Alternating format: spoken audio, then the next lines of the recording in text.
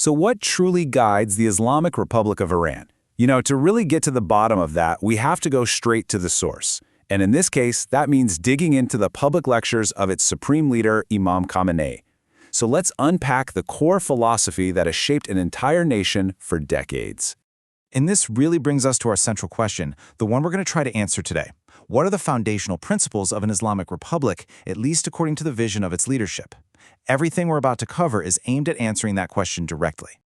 All right, here's our game plan. We'll start with the role of the supreme leader. Then we'll unpack the core principle that really drives the whole system. From there, we'll look at the kind of society this vision aims to create, see how the government is structured, and then we'll wrap it all up with the key takeaways. Okay, first up, the supreme leader. Because really, to understand the philosophy, you have to start with the office that defines it. Now, the key thing to grasp here is just how wide-ranging this role is. The supreme leader isn't just a political figurehead, and he's not just a religious guide. The position literally merges both of those things.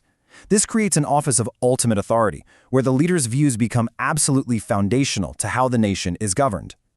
Now for Section 2, the core governing principle. This is the bedrock, the philosophical foundation. You could say if the state is a building, this is the cornerstone that everything else rests on.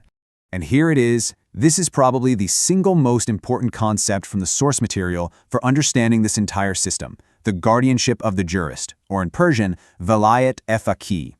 This isn't just some political theory. It's actually a theological doctrine that's been translated into a full-blown system of government. So what does that actually mean? Well, at its heart, it's a theory from Shia Islam. The argument goes like this. During the time when the divinely appointed, infallible imam is not present, the most learned and just religious jurist, the faqih, has the responsibility to act as a guardian for the people. This idea of custodianship is what forms the theological basis for clerical rule. So that brings us to Section 3, an ideal Islamic society. How does this principle of guardianship go from being this abstract idea to a concrete blueprint for how people should live their lives? Well, according to the lecture, the ideal society is built on these 4 pillars. And it's really not just about economic prosperity. The vision is for a society that is actively pursuing social justice, that fosters the spiritual and moral growth of its citizens, that holds on to its unique cultural identity free from outside influence, and that ensures a really strong sense of national unity. This quote from the source material just gets right to the heart of it all. It shows that the ultimate purpose of the state is seen as something that goes way beyond just material well-being. The real goal, the true north, is creating an environment where human beings can achieve spiritual perfection. Okay, let's move on to Section 4, the structure of government. This is where we see how that philosophy gets connected directly to the state itself. How do you actually embed that spiritual goal into the laws and institutions of a country? This slide does a great job of showing the hybrid nature of the system. On one hand, you've got all the markings of a republic. You have elected officials, laws made by representatives. It looks like power comes from the people. But on the other hand, you have a theocracy. Ultimate sovereignty is said to belong to God, and the unelected supreme leader has the final say to make sure everything lines up with Islamic principles. It's this unique and often tense mixture that really defines the whole structure. You can almost think of it as a constant balancing act between the divine mandate and the popular will. And here is just a perfect real-world example of how that balancing act plays out. So, the people's elected representatives in parliament, they can draft and pass a law, but it doesn't become law just yet.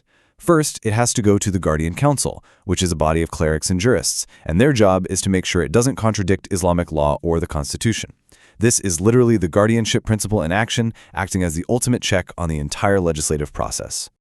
And that brings us to our final section.